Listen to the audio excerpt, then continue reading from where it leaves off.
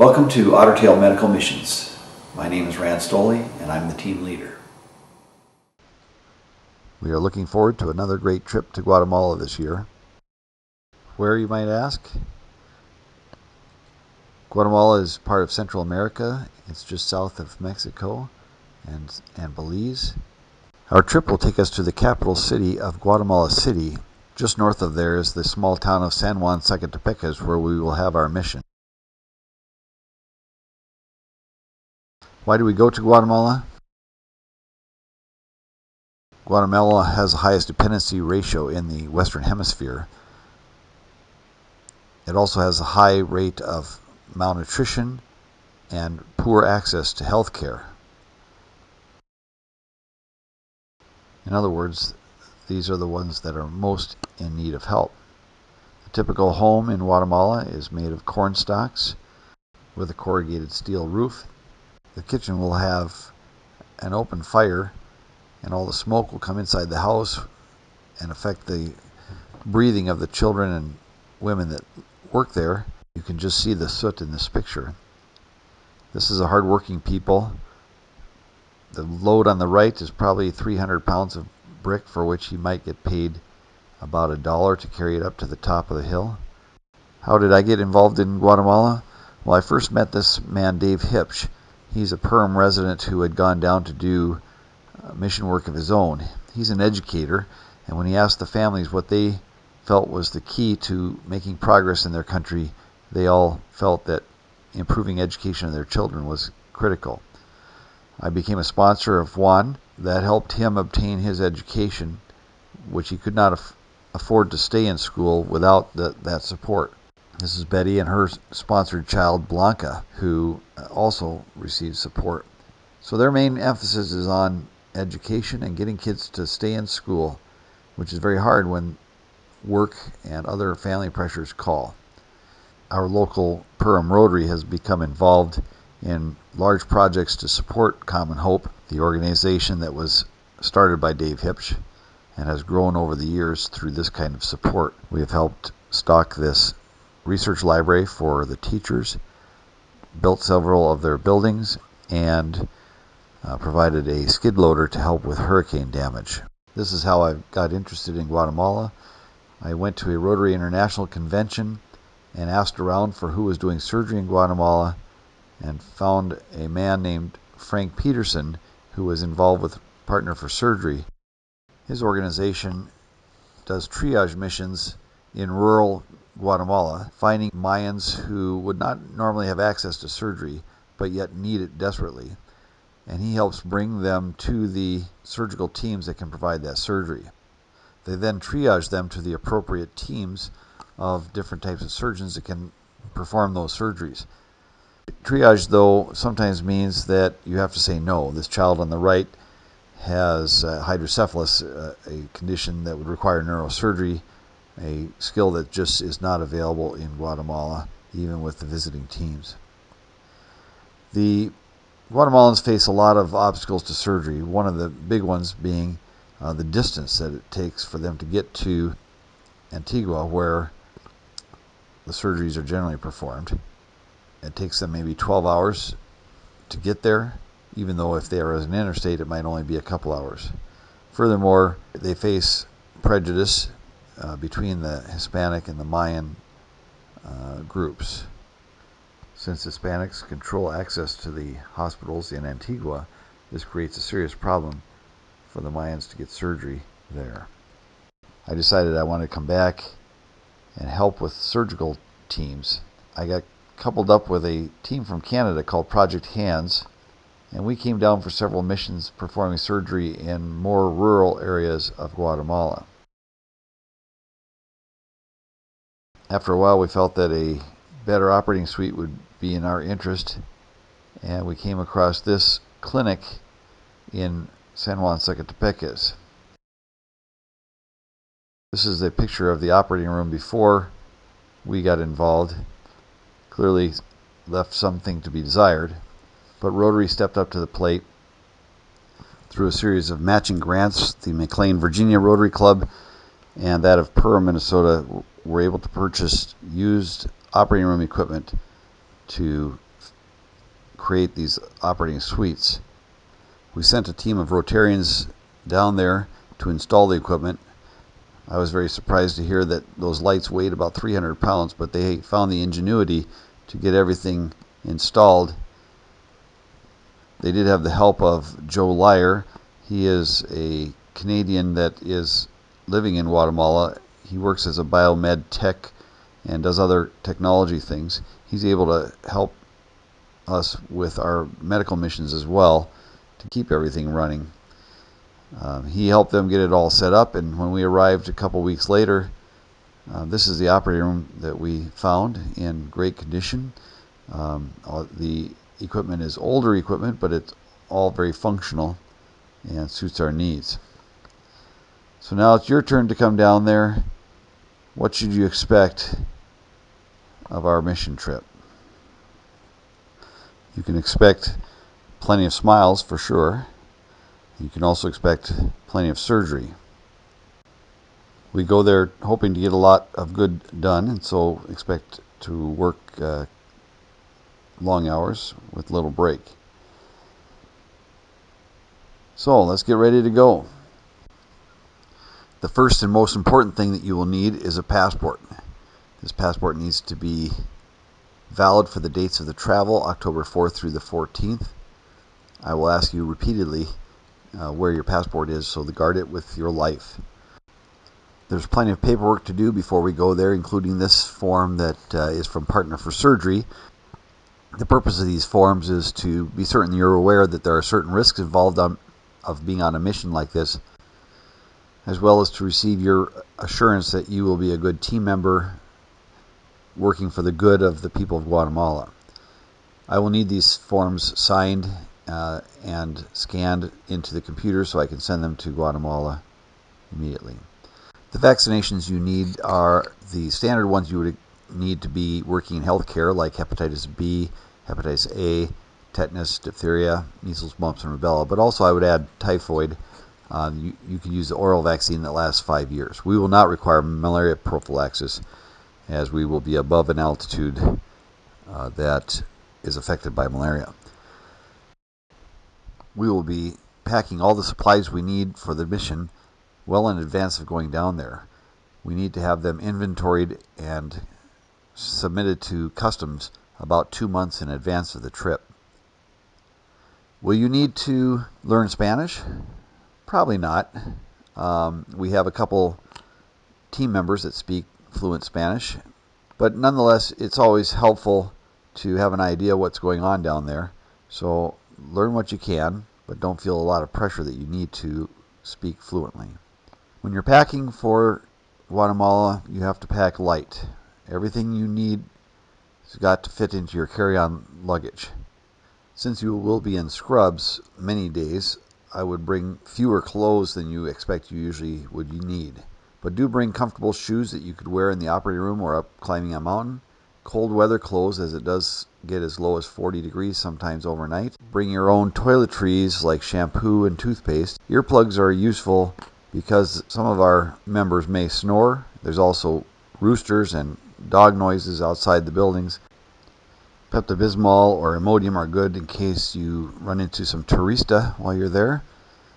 Bring your camera supplies, batteries, chargers, etc. Don't forget your passport. This isn't the last time I'm going to tell you. This is how not to pack. This is how we packed to go to our first trip with Betty and myself. The red bins are the supplies. Also, the 2 suitcases are supplies. The small bags that you see are our carry-on. This carry-on bag clearly is too large to fit in the overhead bins, and so be careful that you follow strictly the rules of the airline as to how large your carry-on can be. Also remember the TSA rules for carry-on liquids. They have to fit in a quart bag, and each container has to be 3 ounces or less. You can't just take a 5-ounce container and empty out half of it. Remember to bring your cameras. as I need you to be taking pictures in places where I can't be during the course of the mission, and bring your cables and chargers so that we can all share the pictures among ourselves. We will begin our travels on the Wednesday night, traveling to Minneapolis, where we will stay a short night in a hotel and get up in the wee hours of the morning to get to the airport. Then we'll hop on an airplane for our trip to Guatemala. We'll have very friendly pilots who will look after us and take good care of us. Once we arrive in Guatemala City, we will go through customs with all the pleasantries that entails. They will check our supplies to make sure we did not bring any outdated equipment or medications. This often takes an hour or so to get through, depending on how thorough they choose to be. We will then take a short ride to Antigua. Antigua is a UNESCO World Heritage Site, meaning that the entire city has been kept in its original condition from the 1400s. We'll take a tour of the city. We'll probably go out to eat. So let me say a few words about food safety. In order for us to have the entire team get through the mission without getting ill, we need to be very careful about what foods we eat. I'd avoid any uncooked foods, raw foods, milk products. Even your tap water has to be avoided. So don't drink anything with ice in it that might have been made with tap water. Don't drink your shower water. Don't get even your sink water in your mouth when you brush your teeth. Use agua pura, which is pure bottled water for brushing your teeth or drinking. There's plenty available for purchase there. On this trip, you have to be ready for anything. Remember the picture I showed you of Betty and myself with all our luggage. All of that fit into this little car on the right. Don't ask me how. We may have to ride in a chicken bus like that pictured on the left. Or we may be crammed into shuttles and be very cozy. No matter what comes, you need to be game for it all. The hotel we will stay at will be nice, but not luxurious. This is one that we've stayed at in the past. It's clean, and the staff are friendly. I would liken it to Motel 6 quality. On Friday, there will be an optional trip to Common Hope. This will be your chance to see how this project works, and you may be able to make a home visit, which is very enlightening as to seeing how these people live. Friday evening, we'll probably get together for a team dinner. I will again lay out the plan for the week so you know what is coming. Then on Saturday morning, we'll head out for San Juan Zacatepecas with a stop at Casa Damasco, where we will be staying for the week. This is a Catholic retreat center, and so we will live in dorm-like buildings and eat family style each evening and morning. We'll have lunches brought to us at the clinic from Casa Damasco each day as well. This is an example of the accommodations. There will be twin beds, some of which will be bunks. Sheets and bedding will be provided. Here's an example of a typical shower. You'll notice the electrical wire heading to the head of the shower. That heats up the element that heats the water. It only activates when you turn on. I'll explain this when we get there. We will only drop off our stuff and then head to work. We will be starting in the morning already, getting our bins unloaded and beginning triage. We will go to our respective work areas, whether that's triage, administration, central supply and receiving, operating room, recovery, or pharmacy. Many of you will begin unpacking the bins and setting up your respective work areas. Others will be involved in triage. Now, triage has already been performed by the Partner for Surgery team, but we will be double checking to be sure that the surgery is appropriate for the patient and that they understand the benefits and risks of what they're signing up for. We will triage between 70 and 110 patients that day. Pam Cock is our administrator. She will take the information that we give her as to the type of surgery we're planning and organize a schedule for the whole week. Mary Kubitz will be in charge of the CSR, running the autoclave and sterilizing our instruments and preparing them for each day's surgery. Beginning Sunday, we will start having operating days. They begin by meeting the patient, marking the patient, making sure they understand what they are having done. Then a conversation will be held with the anesthetist. We will have a translator available in each of the major work areas to help with communication. Then the patient will take the walk to the operating room, a walk which I'm surprised some of them take, since they actually oftentimes will believe that they're not going to survive the surgery, but they take it bravely. In the operating room, we get them situated and anesthesia does their thing. We can have local anesthesia, spinal anesthesia, or general anesthesia, depending on the type of case we're doing. This year we will have 2 surgeons operating in each of the operating rooms simultaneously, doing hernias, gallbladders, and lumps and bumps. The patient will then go on to the loving hands of the recovering nurse, and after an hour or so there, we'll go to the ward. Some patients will spend the night in the ward, but most will be discharged to the albergue, a hostel where they stay for the duration. When I speak of lumps and bumps, this is the kind of lesion I'm talking about. Some of these may appear minor or insignificant, but have major impact on their quality of life. Outside of the recovery room, we mainly use acetaminophen or ibuprofen for pain control, and this seems to work well in this narcotic-naive population. Every morning before surgery, I make rounds in the albergue to visit with the patients who've had surgery in the last few days. The medical students oftentimes will help with the rounds and translation for that. Within just a few days of surgery, the patients are headed home, and we have to be sure that they're ready to travel by any means to an area where healthcare is essentially unavailable. So what other surprises can we expect?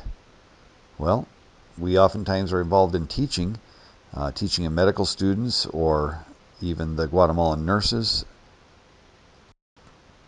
Sometimes the kind of cases we're doing are a surprise to us as well. I defy anybody to tell me they've ever seen a cyst like this on a knee. I certainly had never seen one, and yet had to tackle it as a way to help this poor lady. Here are some cysts that we've removed. Again, a large ganglion cyst, much larger than we'd expect to see in the United States. Is this life-changing surgery? For many, it is. Imagine if you had these lesions and they prevented you from being able to get married. Or imagine living with a scar like this. This isn't a neglected hernia. This is a hernia she just could not get fixed because she had no access to surgery. Here's a young boy who has a lipoma on his foot.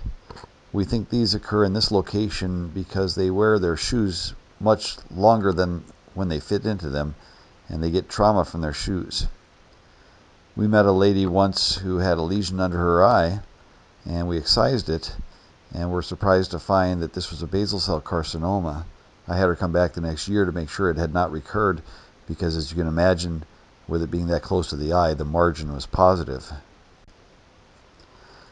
These lumps and bumps can be done later in the week or later in the day, or sometimes between cases in a minor surgery room. So here is our schedule for the week. We'll travel to Antigua on Thursday, Friday to Common Hope. From Saturday to Friday, we will be doing surgery. The following Saturday, we will travel back to Antigua, have our farewell dinner, and then very early in the morning on Sunday, travel home. Part of the application to Partner for Surgery requires that I determine if any of you have been disciplined, relinquished privileges, used drugs, or charged with a crime. Basically all the kind of questions you would answer yes to on a license renewal.